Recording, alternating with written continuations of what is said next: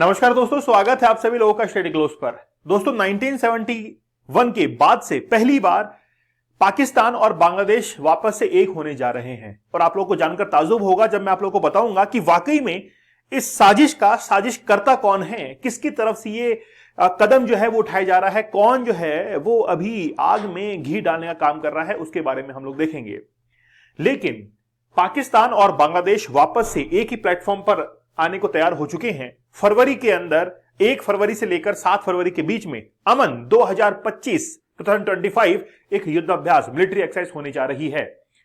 पिछले 2 वर्षों के अंदर यह मिलिट्री एक्सरसाइज नहीं हुई थी। हर साल पाकिस्तान क्या करता है इसके बारे में सोचता है कि हम लोग बांग्लादेश के साथ में इस युद्धाभ्यास को करेंगे। लेकिन इस बार क्या हुआ है, बांग्लादेश को इनवाइट किया गया पाकिस्तान की तरफ से और फिर बांग्लादेश ने इस इनविटेशन को एक्सेप्ट भी किया। और इसके पीछे पूरा एक राज क्या है, क्या साजिश है, वो मैं आप लोगों को बताऊंगा। लेकिन उससे पहले आप लोगों को कुछ फैक्चुअल इंफॉर्मेशन जो है वो जाननी पड़ेगी। देखिए यहां पर Pakistan army plan return to Bangladesh after 5 decades, लगभग 53 ईयर्स, 53 साल के बाद में बांग्लादेश जो है, बांग्लादेश के अंदर पाकिस्तान की आर्मी आ रही है।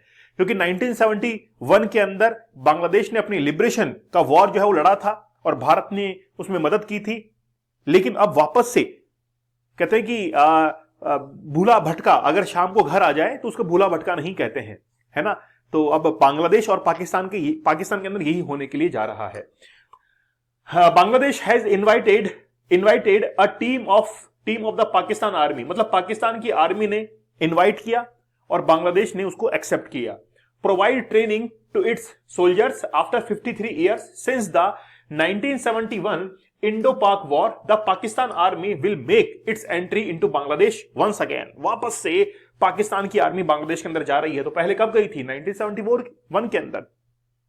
1971 की क्या कहानी है वो भी मैं आप लोगों को कवर करके बताता हूं। An officer of major general rank of Pakistan army will oversee the training of the soldier of Bangladesh army. तो अब दोनों देश मिलकर एक ट्रेनिंग जो है वो कंडक्ट करवाने के लिए जा रहे हैं। दोस्तों आप लोग हमारे इस 100 डेज के चैलेंज के साथ में जरूर जुड़िएगा। मैं आपसे कहना चाहूंगा ये लाइफ चेंजिंग कोर्स है।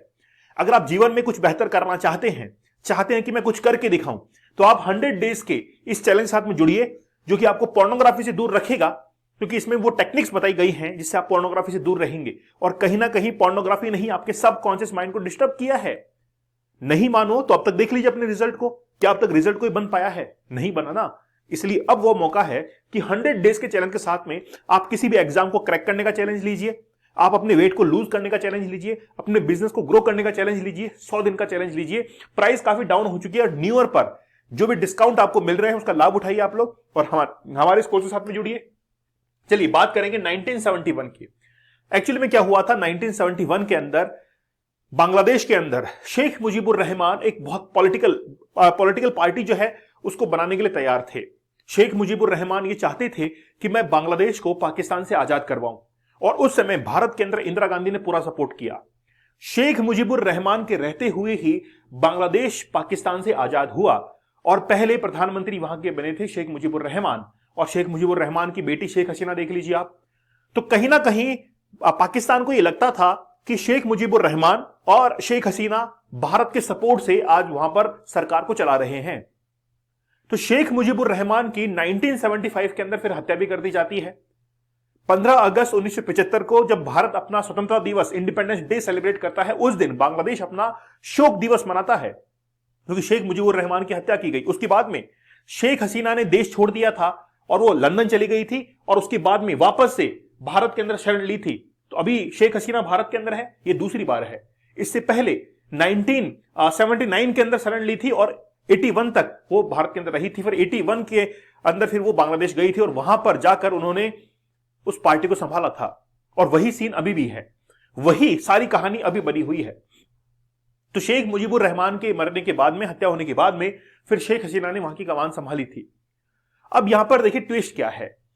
पाकिस्तान ये चाहता था कि पाकिस्तान ने कभी भी उस समय बांग्लादेश का साथ नहीं दिया था। इकोनॉमिक डेवलपमेंट हो रहा था, पाकिस्तान के अंदर हो रहा था, बांग्लादेश के अंदर कुछ भी नहीं हो रहा।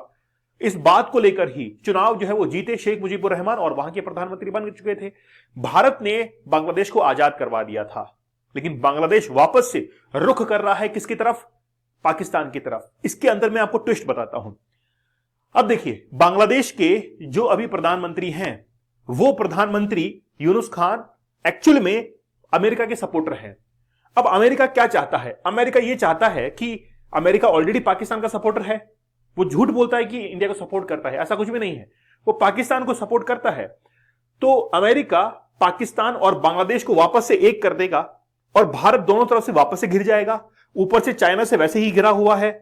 तो अमेरिका एक्चुअल में चाहता क्या है? भारत के ऊपर जो है अपना इंपैक्ट डालना, भारत को प्रेशर में लाना, क्योंकि उसको पता है कि चाइना जो है वो कभी भी भारत को प्रेशर रिलीज करने नहीं देगा। और ऊपर से पाकिस्तान, जो कि बांग्लादेश अभी साथ दे रहा है, तो पाकिस्तान और बांग्लादेश को साथ कर दो, क्योंकि वो जो व्यक्ति अभी प्रधानमंत्री बना हुआ है बांग्लादेश का, उसको अमेरिका ने कई सारे अवार्ड्स दे रखे हैं, तो वो अमेरिका का सपोर्टर है। इसीलिए अब क्या होगा कि पाकिस्तान और बांग्लादेश एक मिलेंगे और भारत के ऊपर प्रेशर क्रिएट होगा। मालदीव को भड़का दिया, श्रीलंका साथ, मतलब भारत चारों तरफ से घिर चुका है। और ये पूरा का पूरा जो षड्यंत्र है वो अमेरिका ने किया है। अब तो अमेरिका एक स्वतंत्र की तरह है। तो 1971 के अंदर जो सिनेरियो चल रहा था, वापस से वही जो है बांग्लादेश और पाकिस्तान एक होने को तैयार है। उस समय पाकिस्तान ने मुंह की खाई थी और फिर हस्ताक्षर किया था भारत के साथ में कि ठीक है, हम घुटने टेकते हैं, हम इस युद्ध के अंदर हार चुके हैं। 1971 का जो वॉर था वो पाकिस्तान को याद नहीं होगा, भूल गया है, वो याद दिलाएंगे, चिंता मत करिए। तो बांग्लादेश आज is also sent to join the multinational naval exercise, जिसका नाम है Aman 2025 in Karachi from 7 Feb, ठीक है, टू 11 फेब, है ना। 7 फरवरी से लेकर 11 फरवरी के बीच में होने वाला है। पाकिस्तान इसको हर 2 साल के अंदर कंडक्ट करता है, लेकिन वो अपने देश के अंदर कंडक्ट करता है। इस बार वो बांग्लादेश के अंदर कर रहा है। हर 2 साल के अंदर जो है इसको क्या करता है, कंडक्ट करता है। ये जो व्यक्ति आप लोग देख रहे हैं, है ना, इनका नाम है वकार। वकार जो है वो अभी बांग्लादेश की आर्मी के चीफ है।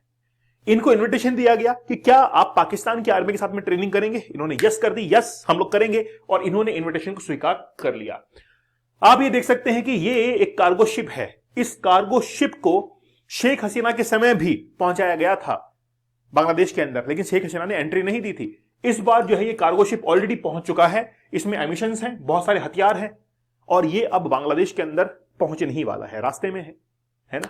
तो अब पहुंचने वाला है। तो बांग्लादेश को वेपन्स से मदद की जा रही है। और वेपन्स आ कहां से रहे हैं? यूएसए से आ रहे हैं पाकिस्तान में, पाकिस्तान से आ रहे हैं बांग्लादेश के अंदर, इसलिए भारत को घेरने की तैयारी है।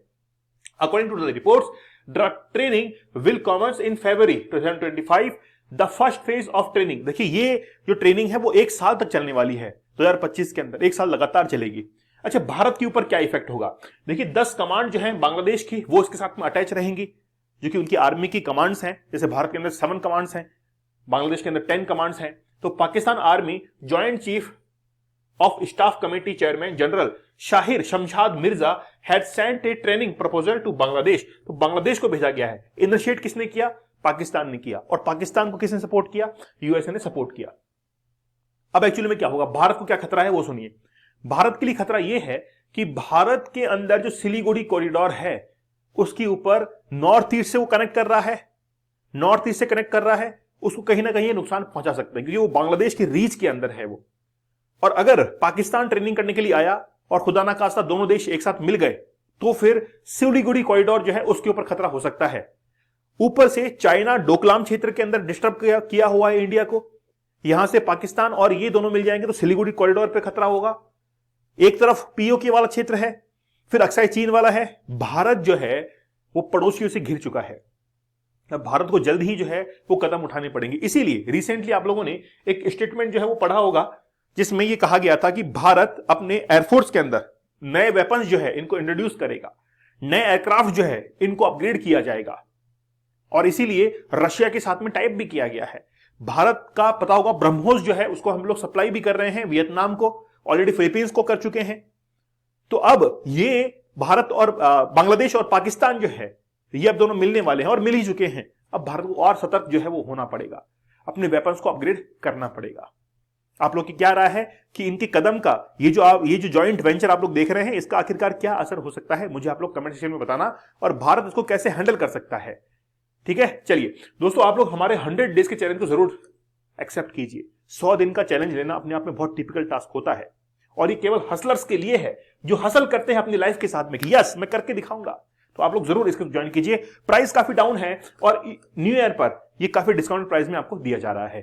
तो चलिए मिलते हैं आप लोगों से अगले सेशन के अंदर। तब तक धन्यवाद, थैंक यू, जय हिंद।